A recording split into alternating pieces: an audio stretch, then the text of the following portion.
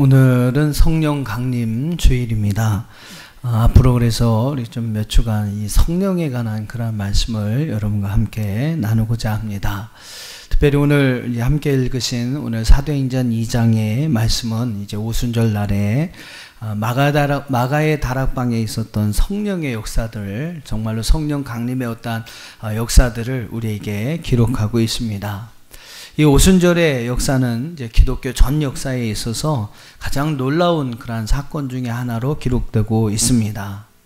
이 사건이 그렇게 중요한 이유가 있어요. 오늘 이 사도행전 2장에 나오는 성령 강림의 사건이 중요한 5가지 이유가 있는데, 한번 여러분 화면을 한번 보시죠. 첫째는요, 실제로 성령의 어떤 임하시는 역사가 일어났기 때문입니다. 즉 성령께서, 주님께서 약속하신 그 성령이 오늘 이 시대 가운데 정말로 임하는, 실제로 임하는 하나님의 약속의 말씀들이 그대로 이루어지는 하나의 사건이 되기 때문에 그 사건이 중요한 사건이 되는 것이죠. 또 하나, 이 성령 강림의 사건으로 인해서 하나님의 교회가 탄생하게 됩니다. 그래서 성령의 임재와 함께 이 땅에 하나님의 교회가 세워지게 되는 아주 중요한 계기가 되는 것이죠. 또 이 성령 강림의 사건을 통해서 예수 그리스도를 믿는 성도들, 그분을 믿고 따르는 성도들이 하나가 되는 그러한 역사가 일어납니다. 그래서 그들이 한 마음과 한 뜻으로 하나님의 귀한 복음을 위해서 힘쓰게 되는 일들이 일어나게 되죠. 그런 어떤 하나님의 충만한 은혜가 임하는 그 사건이 바로 이 성령 강림의 사건이었습니다.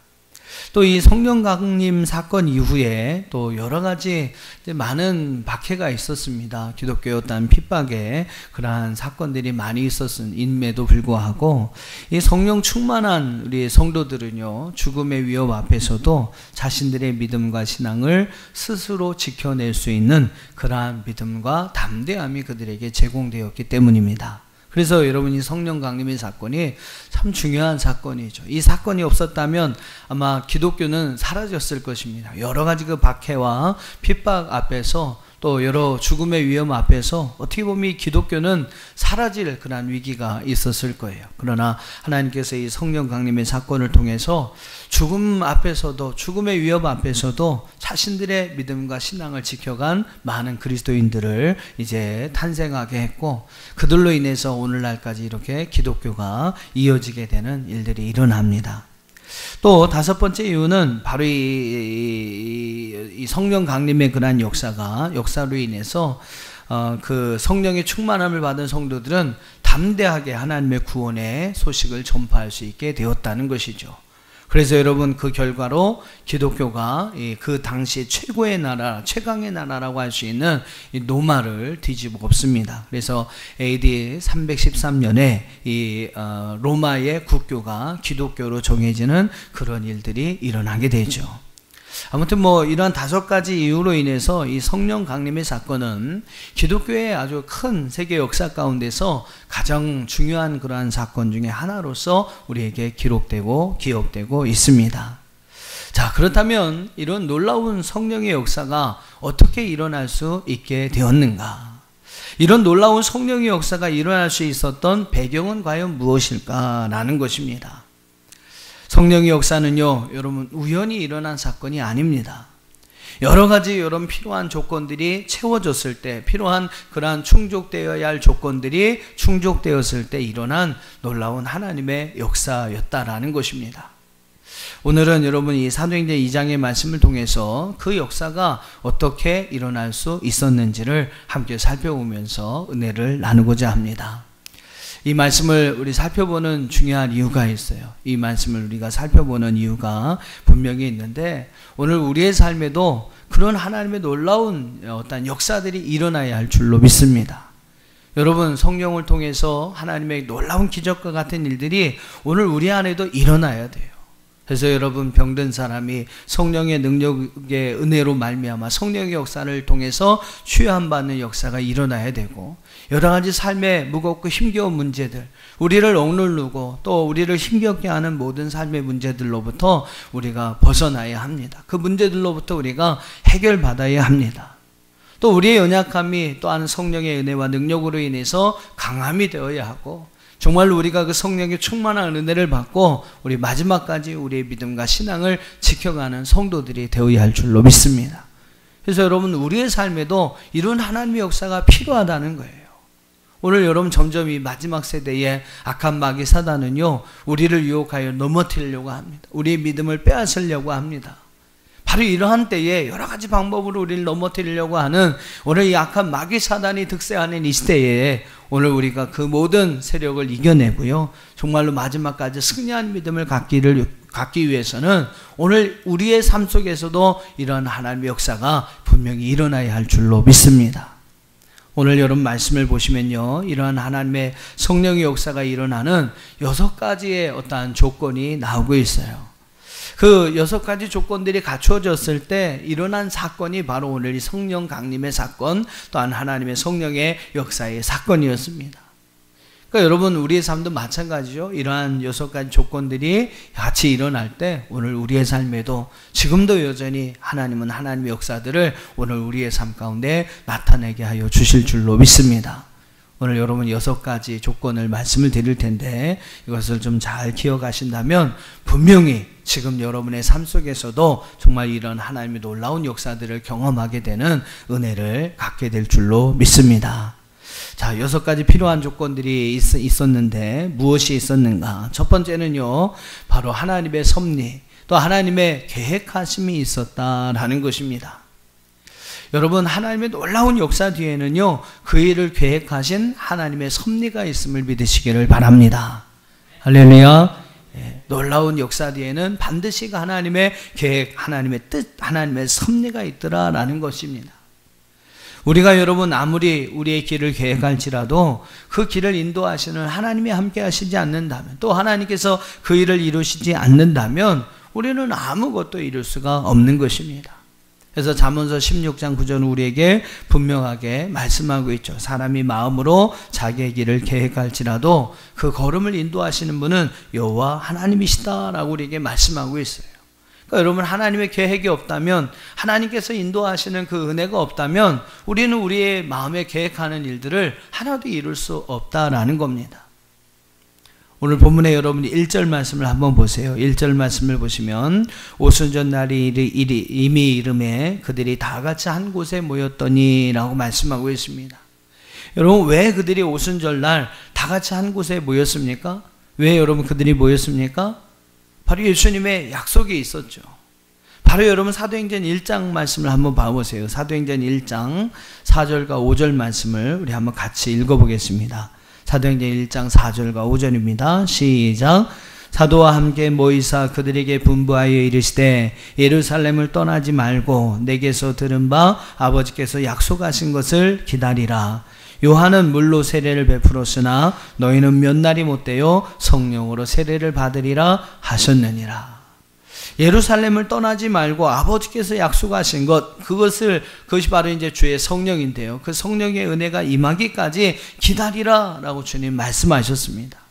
그럼 너희들이 몇 날이 못 되어서 성령으로 세례를 받을 것이다라고 말씀하셨어요. 여러분, 분명한 하나님의 계획, 하나님의 뜻, 하나님의 섭리가 그곳에 그 시간에 있었다라는 것입니다. 그리고 여러분, 그 계획이 이제 하나님께서 계획하신 바로 그때에, 하나님이 정말로 이제 계획하신 그때에, 예정하신 그때에 그들에게 일어나게 된 것이 바로 오늘 사도행전 2장의 사건이라는 것입니다. 이렇게 여러분, 하나님의 놀라운 역사에는 하나님의 뜻이 있다, 하나님의 계획과 하나님의 섭리가 있다라는 것입니다. 그러니까 우리가 어떤 하나님의 역사를 여러분 원한다면 그것이 과연 하나님이 원하시고 기뻐하시는 뜻인지를 한번 생각해 봐야 합니다. 그래서 그것이 정말로 하나님의 뜻이라고 여러분 믿음이 생긴다면 그것을 가지고 우리가 함께 기도해야 하죠. 그럼 여러분, 거기에 하나님의 분명한 뜻이 있다면 하나님께서 그 일을 하나님의 때에 우리에게 이루어 주시는 줄로 믿습니다.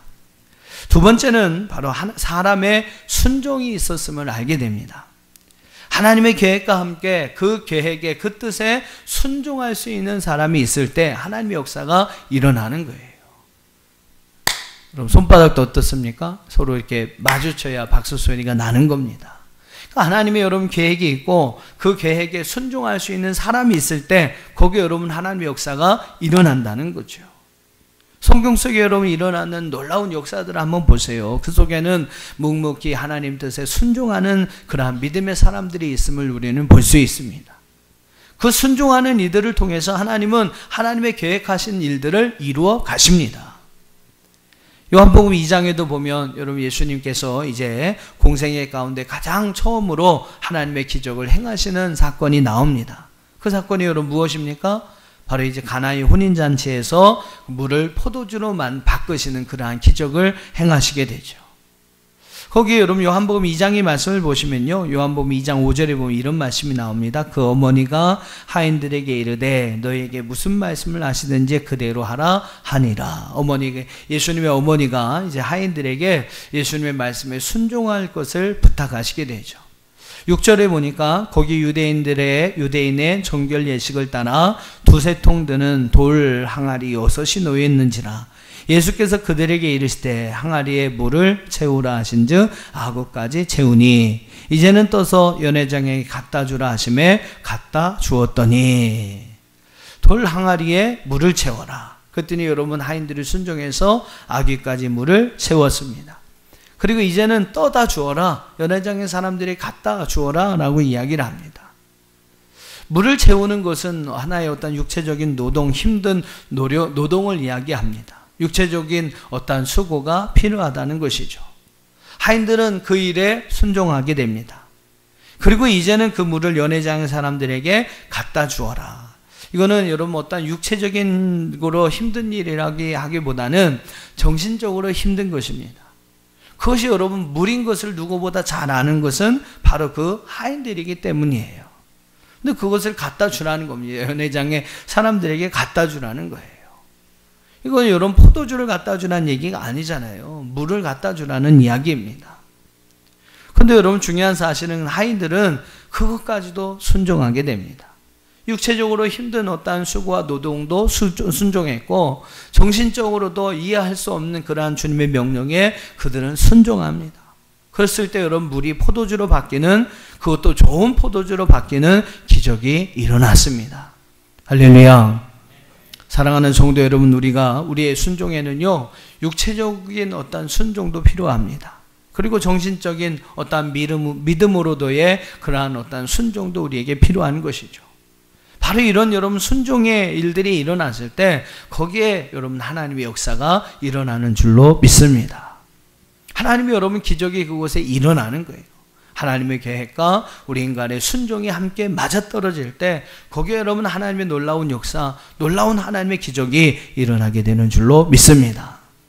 자, 1절 말씀을 한 번 더 보겠습니다. 1절을 한 번 더 보세요. 오순절 날이 이미 이름에 그들이 다 같이 한 곳에 모였더니 그랬습니다. 마가의 다락방에는요, 주님의 말씀에 순종하여 다 같이 그곳에 모인 120명의 성도들이 있었다는 거죠. 그들이 여러분 그곳에 괜히 모인 게 아닙니다. 주님의 말씀에 순종함으로 그들은 그 말씀이 이루어질 것을 믿고 또 믿음으로 여러분 함께 순종하잖아요. 그리고 그들이 모여서 함께 기도합니다. 또 육체적으로도 여러분 그들이 힘써 하나님 앞에 간구하게 되죠. 그럴 때 여러분 하나님의 성령 강림의 역사가 그들 가운데 일어나게 되었던 것입니다. 바로 여러분 그들의 하나님의 말씀에 대한 순종, 또 기도에 대한 그러한 순종이 있었기 때문에 그 하나님의 계획하신 성령 강림의 역사가 그 밤에 그들에게 임할 수 있었다는 것입니다. 순종하는 이 120명의 성도들이 없었다면 오순절의 성령 강림의 사건은 일어날 수 없었을 것입니다. 이렇게 여러분 하나님의 역사는요, 순종하는 이들을 통해서 비로소 완성이 된다라고 말할 수 있습니다. 자, 그 다음에 세 번째는 하나됨이 있었다는 거죠. 하나됨이 있었습니다. 여러분 꼭 기억하십시오. 하나님의 역사는 하나 되는 곳에서 일어납니다. 할렐루야. 절대로 막 싸우고 나누고 분열되는 곳에는요, 하나님의 어떤 역사도 일어날 수가 없는 것이죠. 그것은 여러분 마귀나 역사하는 곳입니다. 절대로 여러분 하나님께서 역사하는 일들은 분열되고 나누고 싸우는 곳에는요, 절대로 일어나지 않는다는 거예요. 오직 여러분 사랑과 믿음 안에서 하나 되는 곳에, 바로 그곳에 하나님의 역사가 이루어짐을 믿으시기를 바랍니다. 가정도 마찬가지고 여러분 사업, 직장도 마찬가지예요. 아무리 어렵고 힘든 일이 있어도 하나 되는 역사가 나타나면 거기에 놀라운 하나님의 기적이 일어나는 것입니다. 또 1절을 보세요. 오늘 1절이 참 중요한 말씀이 되겠는데요.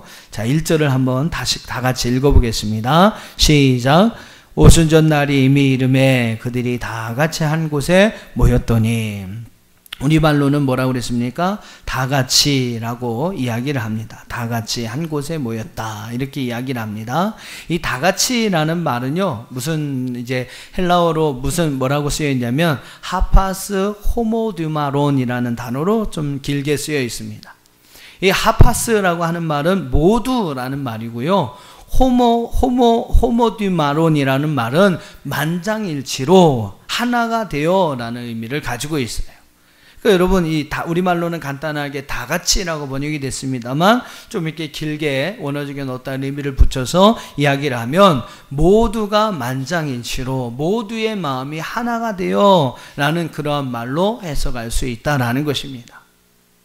그러니까 여러분, 그들이 하나님의 어떠한 뜻에 순종하면서 다 같이 한 곳에 모였습니다. 그들은 모두가 같은 마음으로, 여러분, 만장일치가 된 한 마음으로 그곳에 함께 모여 있었다는 것이죠. 그들은 모두의 마음이 하나가 되었습니다. 뿔뿔이 여러 곳에서 흩어져 있는 것이 아니라 한 곳에 또 함께 모여 있었어요. 모두의 마음이 하나가 되어 한 곳에 모여 있었을 때 바로 여러분 그곳에서 하나님의 역사가 일어난 것입니다. 이렇게 여러분, 하나님의 역사는요, 하나님의 하나가 되는 곳에서 이루어지는 줄로 믿습니다. 하나가 되는 곳에는 하나님께서, 성령께서 역사하시지만 하나 되지 못하는 곳에는 마귀가 역사한다는 사실을 여러분 꼭 기억하시기를 바랍니다. 그러니까 우리 성도들은 하나 되기를 힘써야 돼요. 그럴 때 여러분 그곳에 하나님의 역사가 일어나는 줄로 믿습니다. 하나됨은 하나님을 기쁘시게 하지만 나는 분열, 싸움, 다툼, 마귀가 좋아하는 것입니다. 마귀가 여러분 좋아하는 먹이를 자꾸 던져주면 어때요? 마귀가 기분 좋게 역사하는 것입니다. 반대로 여러분, 하나됨을 통해서 우리가 하나님을 기쁘시게 해드릴 수 있다면 그곳에 여러분 하나님의 역사가 일어난다는 것입니다. 그러니까 여러분, 하나 되는 곳에 하나님의 역사가 일어난다. 할렐루야. 자, 네 번째로 오늘 2절로 4절까지 말씀을 보면 실제로 보여지는 현상들이 있었다라고 이야기를 합니다. 성령 강림의 역사는 신화와 같은 이야기가 아닙니다. 성령 강림의 여러분 이 역사는요, 소설과 같은 이야기도 아니에요. 약속하신 대로, 하나님 말씀하신 대로 실제로 그들의 눈에 보여진 사건이었다라는 겁니다. 하나님은 어떻게 보면 그 제자들의 믿음을 더하여 주고 또 120명의 그 성도들에게 믿음을 더하여 주기 위해서 어떻게 보면 그들의 눈에 여러 가지 현상들을 보여주시게 됩니다. 자, 2절부터 4절 말씀을 한번 봐보세요. 2절로 4절 같이 한번 읽어보겠습니다. 시작.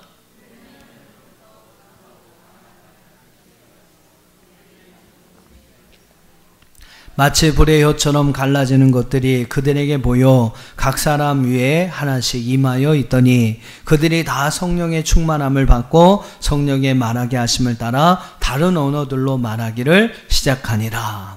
자, 어떤 현상들이 그들에게 보여졌습니까? 첫째는 강한 소리가 방 안에 가득 찼습니다. 또 바람이 온 그 집안에 가득하게 되었다라고 이야기를 합니다.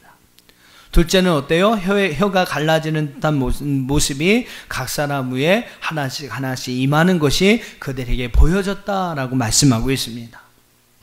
또 두 가지 어떠한 현상이 나타나죠. 하나는 어떤 현상입니까? 제자들이 성령의 충만함을 받았다. 근데 여러분, 그 성령 충만함 받은 모습들이 그들의 눈에 보여졌다는 거예요. 그래서 여러분 그 모습을 보면서 어떤 사람은 야, 저 사람 새술에 취했다라고 이야기를 합니다. 또 하나 어떤 현상이 나타납니까? 그들은 다른 언어로 말하기를 시작했다라고 이야기를 합니다. 그러니까 우리가 쉽게 말하는 방언으로 이야기했다라고 이야기를 하죠. 그러니까 여러분 성경에 보면요, 이 방언이 나오는데, 방언에 관한 내용들이 나오는데, 이 성경에 보면 크게 두 가지 방언이 등장을 합니다. 하나는 이제 사도행전 2장에 오늘 이 오순절 성령 강림의 사건 때에 나타나는 그러한 방언의 그러한 모습이 나오고요. 또 하나는 이제 고린도전서에서 이야기하는 방언의 이야기가 나옵니다. 둘 다 우리말은 똑같이 이제 방언이라고 표현이 되고 있습니다만 잘 살펴보면 그 현상이나 모습들이 서로 많이 다릅니다. 흔히 우리가 이제 경험하게 되는 방언은요, 고린도전서에서 이야기하는 방언입니다. 쉽게 말하면 사람이 알아듣지 못하는 기도의 언어를 이야기하는 것이죠. 심지어 기도하는 사람조차 무슨 말인지 모르고 오직 하나님만 아시는 기도의 언어로서의 방언에 나옵니다. 이제 고린도전서에서 나오는 방언이죠. 근데 여러분 오늘 사도행전 2장을 한번 보세요. 사도행전 2장에 나오는 방언은요, 고린도전서에 나오는 방언과 좀 다릅니다.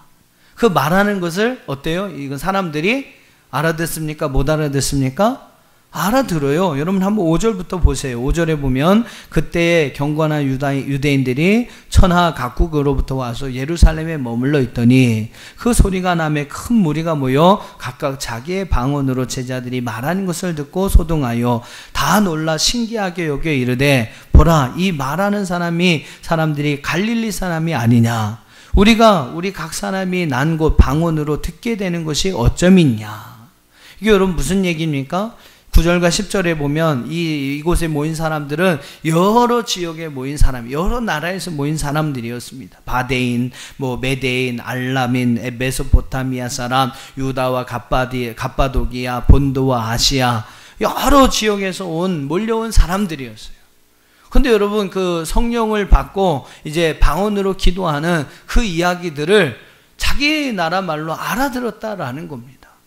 그럼 그들이 놀라는 거예요. 야, 저 사람들이 유대 사람들이 아니냐, 유대 사람들이 아니냐. 그런데 어떻게 저들이 우리의 나라의 말로 이야기를 할 수 있느냐라고 이야기를 하면서 그들이 여러분 놀랍니다.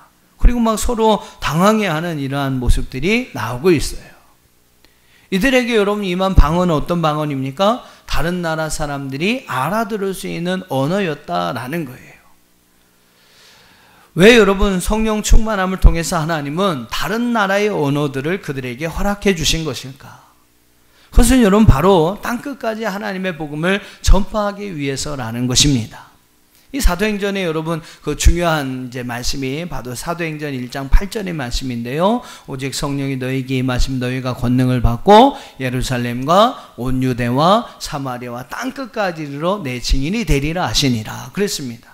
그러니까 여러분 사도행전의 말씀은 오늘 성령을 받은 이스라엘 이 초대교회 성도들이 유대와 사마리아와 땅끝까지 이르러 하나님의 복음의 말씀을 전파하고 확장시켜 나가는 이야기가 이 사도행전의 말씀이라는 거죠. 사도행전의 여러분 이야기라는 것입니다. 그러니까 여러분 중요한 것은 땅끝까지 복음을 전파하기 위해서는 이 언어가 열려야 됩니다. 말이 열려야 돼요. 그래야 여러분 정말로 글로벌한 인물이 될 수 있고요. 세계적인 사람으로 쓰임받을 수 있는 것입니다. 제가 우리 딸내미들 좀 그런 사람이 됐으면 해서 그 앞에다 그들 책상 앞에다가 제가 뭐라고 써붙였냐면 하루에 영어 30분, 중국어 30분 열심히 해서 글로벌한 인자가 되자 이렇게 제가 써붙여 놨어요. 근데 별로 공부를 안 하더라고요. 언어 공부들, 영어, 중국어 이런 걸 좀 언어 공부를 잘 안 하더라고요. 예. 그러니까 여러분 말이 열려야 어떤 복음을 전하는 데 있어서도 불편함이 없는 것입니다. 그러니까 하나님께서는 성령과 함께 어떤 은혜를 주시냐면 그들의 말을 열어주신 거예요. 그리고 땅끝까지 하나님의 복음을 전파할 수 있도록 그들에게 여러분 은혜를 허락해 주신 것입니다. 그러니까 성령의 임재와 함께 하나님은요 그들의 언어를 열어주셨어요. 바로 여러분 선교에 대한 부담감을 갖게 하기 위해서 하나님께서 이와 같이 행하신 것입니다. 외국어를 좀 잘하시는 분은요 좀 부담을 가지셨으면 좋겠어요. 어떤 부담을 가지셔야 하느냐, 왜 하나님께서 나에게 이렇게 외국어를 잘할 수 있게 하셨는가. 그건 여러분 하나님께서 바로 여러분을 통해서 땅끝까지 하나님의 귀한 복음의 말씀을 전하게 하기 위해서 하나님께서 여러분의 언어를 열어주신 것인 줄로 믿습니다. 예. 부담이 되시니까 아멘도 잘 안 하시는데 정말로 그래요. 예, 그렇습니다. 반면에 여러분 정말 외국어를 잘 하기를 원하시는 분이 계신다면요 꼭 그렇게 마음 먹으세요. 하나님, 내가 땅끝까지 하나님의 복음을 전하는 일에 사용하고 싶습니다. 그러니까 여러분 그런 목적으로 하나님 앞에 기도하면 하나님 반드시 그 목적을 성취하게 하기 위해서 여러분의 언어를 열어주시는 줄로 믿습니다. 그러니까 여러분 이렇게 성령의 역사는 보여지는 현상들과 함께 초대교회 성도들에게 나타났다라는 것입니다.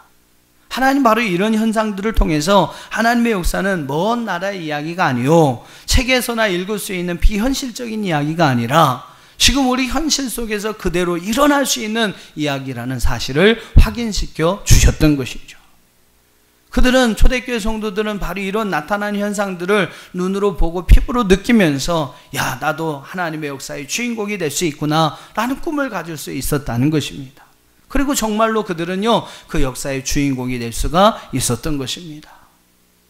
하나님은 때때로 우리의 삶 속에서 눈에 보여지고 피부로 느껴지는 여러 가지 일들을 통해 우리에게 보여주십니다. 그리고 여러분, 그것을 볼 때마다 우리에게 여러분 믿음을 갖게 하시고 그 믿음 안에서 하나님의 역사의 주인공으로 우리를 쓰임받게 하시는 줄로 믿습니다. 여러분, 그런 것들이 여러분 삶 가운데 체험되어지고 보여질 때마다 그러한 믿음을 가지세요.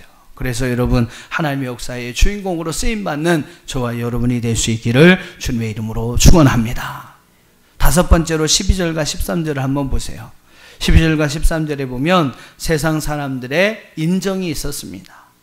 하나님의 역사는요, 믿는 사람들에게만 역사가 되어서는 안 됩니다. 세상에 믿지 않는 사람들에게도 역사가 될 수가 있어야 돼요. 그래서 여러분, 그들도 인정하는, 그래서 하나님 앞에 나와서 무릎을 꿇을 수 있게 하는 그런 능력이 되어야 한다는 것입니다. 자, 12절과 13절을 한번 보세요. 12절과 13절 같이 읽어보겠습니다. 시작. 다 놀라며 당황하여 서로 이르되 이 어찌된 일이냐 하며 또 어떤 이는 조롱하며 이르되 그들이 세술에 취하였다 하더라. 이 어찌된 일이냐, 그건 뭡니까? 일어난 어떠한 사건에 대한 놀라움을 표현하는 말입니다. 그들이 세술에 취하였다. 성령 충만을 세술에 여러분 취함으로 비유하면서 그들의 변화진 모습, 어떠한 달라진 모습들을 표현하고 있는 것입니다. 그러니까 여러분, 세상의 사람들이 인정하는 거예요. 야, 이게 이런 놀라운 일이 어디 있느냐? 야, 쟤네 진짜 뭔가 좀 바뀌었네. 뭔가 좀 술 취한 사람 같이 이상해졌네. 라고 여러분, 세상 사람들이 인정하는 거죠. 그러니까 여러분, 하나님의 역사는 믿는 성도에게만 역사가 되어서는 안 됩니다. 안 믿는 사람들에게 역사가 되어서 그들로 하여금 살아계신 하나님을 증거할 수 있는 은혜가 되어야 합니다. 그런 의미에서 여러분, 세상 사람들 앞에 인정받는 그러한 사건이 되었다라는 것입니다. 또 14절 말씀을 보세요. 어쩔 때 여러분 그러한 하나님의 역사가 일어났는가? 14절 같이 한번 읽어보겠습니다. 시작. 베드로가 11사도와 함께 서서 소리를 높여 이르되 유대인들과 예루살렘에 사는 모든 사람들아, 이 일을 너희로 알게 할 것이니 내 말에 귀를 기울이라. 바로 여러분, 하나님의 말씀을 들었다라는 것입니다. 베드로는 11사도와 함께 내 말에 귀를 기울이라 라고 이야기를 했어요. 하나님의 말씀을 들으라고 하면서 지금 일어나는 현상들은 우연히 일어난 것이 아니고 선지자 요엘을 통해서 이미 하나님의 말씀하신 것이 이루어지는 것이다 라고 이제 이 베드로는 선포를 합니다. 이미 말씀하신 하나님의 역사가 그 말씀하신 대로 하나하나 일어나고 있는 일임을 분명히 강조하고 있습니다. 그러니까 여러분, 16절 이하의 어떠한 말씀들이 바로 그 베드로가 전한 복음의 메시지인데요. 그 내용들은 한번 여러분이 집에 가셔서 꼭 한번 읽어보셨으면 좋겠습니다. 그러니까 여러분, 하나님의 역사는요, 말씀의 역사입니다. 말씀대로 지금까지 이루어졌고 말씀대로 앞으로도 이루어질 것입니다. 그래서 여러분, 우리는 말씀을 잘 들어야 합니다. 하나님의 역사는 말씀의 역사이기 때문에 그 말씀대로 그 역사가 이루어지기 때문에 우리는 말씀을 잘 들어야 돼요. 그래서 여러분, 하나님의 말씀을 잘 들으면 하나님의 역사가 눈에 보여지는 것입니다. 그만큼 여러분, 말씀이 중요한 것이죠. 하나님의 말씀을 잘 듣고 여러분 그 말씀대로 살아갈 수 있기를 바랍니다. 그럴 때 여러분, 하나님의 역사가 역사에 귀하게 쓰임받는 인물이 될 수가 있는 것이죠. 좀 말씀을 정리하고 마치겠습니다. 오늘 사도행전 2장의 성령의 역사는 여러분 어떻게 일어났습니까? 6가지 조건이 충족되었을 때 그들에게 일어났습니다. 그 6가지 조건이 무엇이었습니까? 첫째는 거기에는 하나님의 계획하심이 있었다. 하나님의 섭리, 하나님의 계획하심이 있었다. 또 거기에는 그 말씀을 순종했던 사람들이 있었다. 사람들의 순종이 있었다. 또 그들이 여러분 하나님 안에서 하나 되는 모습이 있었다. 하나됨이 있었다라는 것이죠. 또 실제로 보여지는 현상들이 있었어요. 그 현상들로 인해서 그들은 그들의 믿음을 강하게 하였다라는 것입니다. 또 다섯 번째는 세상 사람들의 인정이 있었어요. 우리만 역사가 되어서는 안 됩니다. 세상 사람들도 보고 이야 대단하다. 여러분 그러한 인정이 있어야 돼요. 그래야 여러분 그 역사를 통해서 정말로 많은 죽어가는 영혼들이 하나님 앞에 돌아오는, 또한 하나님의 구원의 역사들이 이 땅끝까지 전파되는 놀라운 일들이 일어나게 되는 것입니다. 또 마지막으로 그들은 하나님의 말씀을 들었습니다. 하나님의 역사는 말씀의 역사, 말씀대로 이 모든 것은 이루어집니다. 우리는 하나님 말씀을 잘 들어야 돼요. 그리고 여러분 그 말씀에 순종하며 나갈 때 거기에 하나님의 역사가 일어나는 것입니다. 오늘 여러분 이 6가지를 여러분 한번 잘 기억하셔서 여러분도 정말로 믿음 가지시고 또 이러한 삶을 살게 된다면 여러분도 하나님의 놀라운 역사를 경험하게 될 것이고, 그런 하나님의 역사의 주인공으로 하나님 앞에 귀하게 쓰임받게 될 줄로 믿습니다. 그런 하나님의 역사를 만들어가는, 또 그 모든 역사의 주인공으로 쓰임받는 저와 여러분이 되어줄 수 있기를 주님의 이름으로 축원합니다.